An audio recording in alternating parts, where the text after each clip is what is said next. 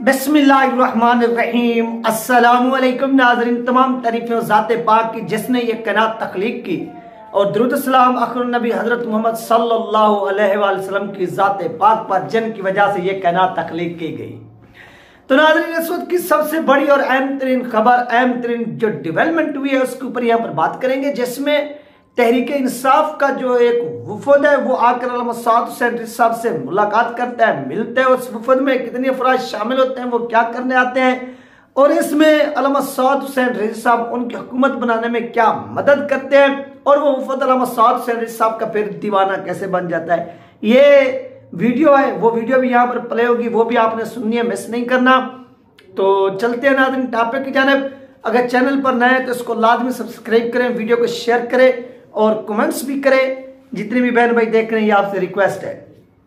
Number 1 नाज़रीन, आज तहरीक इंसाफ का यानी साबिक वजीर आज़म इमरान खान का एक बनाया हुआ भेजा हुआ वफद तहरीक लबैक पाकिस्तान के दफ्तर में आता है, ऑफिस में आता है और तहरीक लबैक पाकिस्तान के अमीर अल्लामा साद हुसैन साहब से मुलाकात करता है। इस मुलाकात के बुनियादी मकासद क्या थे ये भी आप जानिए, और क्या अल्लामा साद हुसैन साहब को मिलना चाहिए था या नहीं मिलना चाहिए था। बहुत से लोग हैं जो इसके ऊपर उंगलियां भी उठाना शुरू कर देंगे कि अल्लामा साद हुसैन साहब को नहीं मिलना चाहिए था या मिलना चाहिए था। इस तरह की यानी बातें शातें जो है वो करेंगे।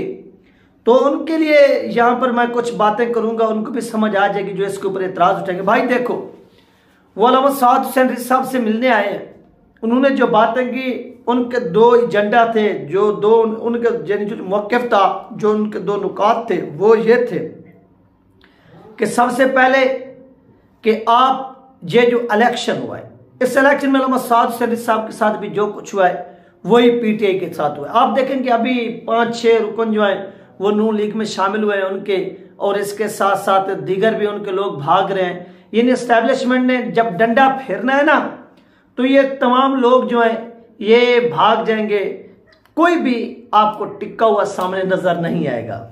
ठीक है, तो ये वो सिलसिले जो इस वक्त जो है ना वो चल रहे हैं। तो अल्लामा साद हुसैन साहब ने जो उनके साथ बातें की, उन्होंने खुद कहा कि साद हुसैन साहब हम आपके आज दीवाने बन गए, आपने हमें मुतासिर किया, हम आपसे बहुत मुतासिर हुए। तो ये वो होता है लीडर वो होता है जो लोगों को अपनी जानिब जो है ना अट्रैक्शन देता है, उनकी जानिब वो लोग आते हैं। तो ये वो सिलसिला अल्लामा साद हुसैन साहब कर रहे हैं। तो इसके ऊपर नाज़रीन मजीद बाद में बात करते हैं। सबसे पहले आइए आपको उस वफद का ये वीडियो क्लिप सुनवाते हैं। वीडियो क्लिप सुनने के बाद मजीद हम इसके ऊपर बाद में बात करते हैं। पीटीआई का हिस्सा हूँ, पीटीआई के लिए बड़ा डाई हार्डों के काम करता हूँ, लेकिन जाती हैसियत में साद भाई जब भी आवाज देंगे ना मैं हाजिर खिदमत। तो आज इन्होंने मेरा दिल जीता है, इनकी टीम ने, और जिस तरह हमें एंटरटेन किया है, हमें हमारी हेल्प आउट किया, हम यकीन करें तहे दिल से इनका शुक्रगुजार हैं। और दुनिया में कहीं भी मजलूम हो हम उसके साथ हों। अल्लाह हमें जालिम और मजलूम दोनों बनने से बचाए। साद भाई, मैं बड़ा छोटा सा आजिज़ सा इंसान हूँ और आप जैसी बड़ी शख्सियत के साथ खड़ा हूँ, तो मेरे लिए एजाज की भी बात है। आपको अपनी अमान में रखे और आपकी मुश्किलात आसान करें। आप अगर इनकार कर देते हैं फॉर्म्स देने से, तभी हम कुछ नहीं कह सकते, लेकिन इस हिसाब से आपने हमें एक चीज में हेल्प आउट किया, वो ऑलवेज याद रहेगा। देखिए, ये तो एक आईनी कानूनी हक है, तो हमारे पास जो है वो इंशाल्लाह हम हाजिर खिदमत रखेंगे, कोई मसला नहीं है। साहिब भाई, हम आपका ज्यादा कीमती वक्त नहीं लेंगे, तो इंशाल्लाह कभी भी मौका मिलेगा हम आपके पास। तो नाज़रीन, ये थी वो मुलाकात, बातें जो आप लोगों के साथ शेयर की गई, आपने मुलाहिजा फरमाई, जिसमें पीटीआई का जो वफद था वो अल्लामा साद हुसैन साहब की तारीफ कर रहे हैं, उनकी तारीफों के पुल बांध दिए, गुन गा रहे थे। उनके साथ आए, मुलाकात की। सबसे पहले उन्होंने जो एजेंडा सामने रखा, अब यहाँ पर एक सोशल मीडिया के ऊपर तूफान बरपा होगा, और जो तूफान बरपा करेंगे वो थोड़ा मेरी बात तवज्जो के साथ सुन रहे, यही अपने तहरीक लबैक पाकिस्तान के लोग होंगे कि तहरीक इंसाफ ने हमारे इतने लोग मारे, उनके साथ मुलाकात हो रही है, ये हो रहा है, वो हो रहा है। लोग यानी सवाल भी उठाएंगे और सवाल उठाना भी चाहिए, फिर जवाब भी देना चाहिए, तो जवाब भी वो सुने। यार, सबसे पहले आप देखेंगे वो आपसे किस सिलसिले में मिलने आए हैं। ठीक है, आपका कोई दुश्मन है उसके ऊपर जुल्म होता है। अगर आपका जो माइंड सेट, जो लीडर होता है ना, लीडर ये नहीं देखता कि ये सामने वाला मेरा वोटर है, ये मेरा सपोर्टर है, मेरे पास अब इख्तियार आ गए तो मैं अपने वोटर का तो तहफ़्फ़ुज़ करूं, उसके काम तो करूं, लेकिन जो मुझे वोट नहीं डालेगा, ये जो मुझे लीडर नहीं मानता, उसको जो मैं दीवार से चुन दूं, नहीं।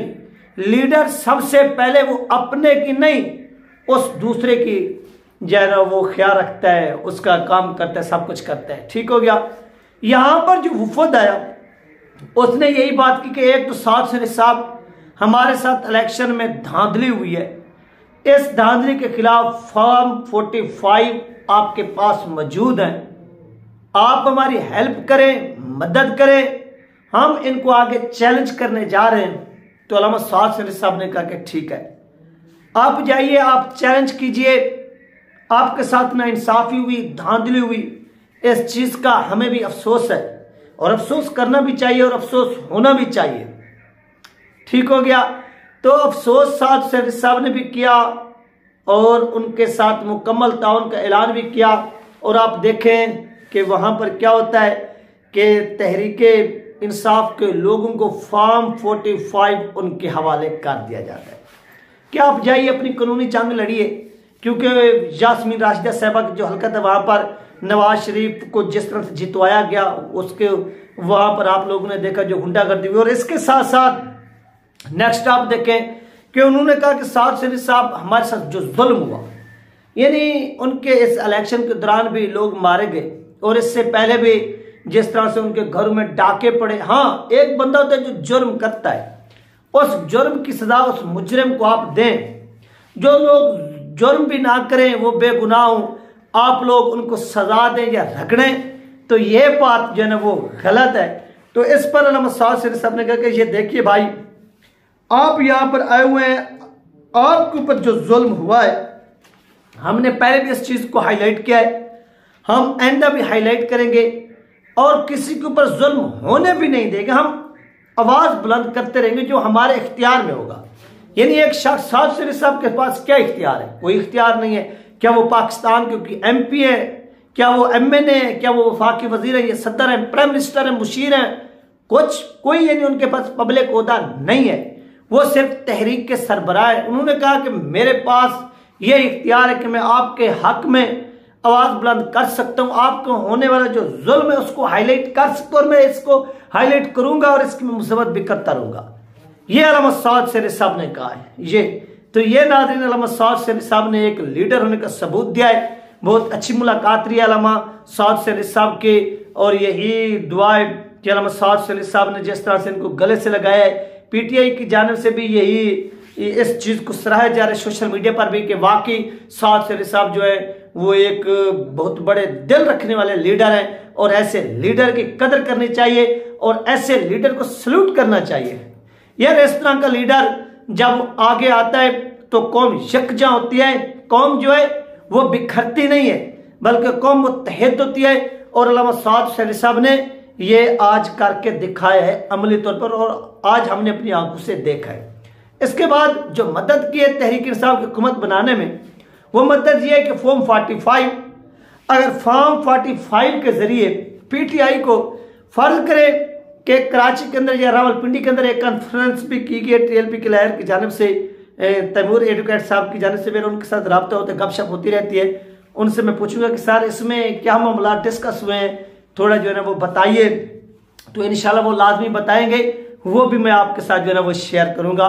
ये भी आपने क्या करना है, देखना है, इस चीज को भी मिस नहीं करना। ठीक हो गया।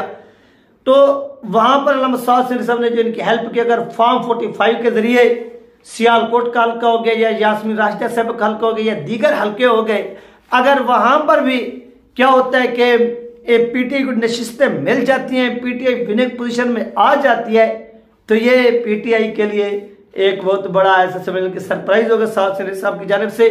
और ये साद सैयद साहब ने एक किस्म की उनकी हेल्प की है और यही वो हेल्प है जो आप लोगों के साथ इस वक्त शेयर की जा रही है। अब इसको आप जो भी नाम देना चाहे आप दे सकते हैं, लेकिन जो वफद जिस तरह से मुस्कुरा रहा था, अल्लामा साद सैयद साहब ने जिस तरह से उनको गले से लगाया, ये चीज भी वो कभी भुला नहीं सकेंगे। उन्होंने इस चीज को खुद भी बयान किया है कि वाकई यार हम इस चीज को किसी भी सूरत नहीं भुला सकेंगे।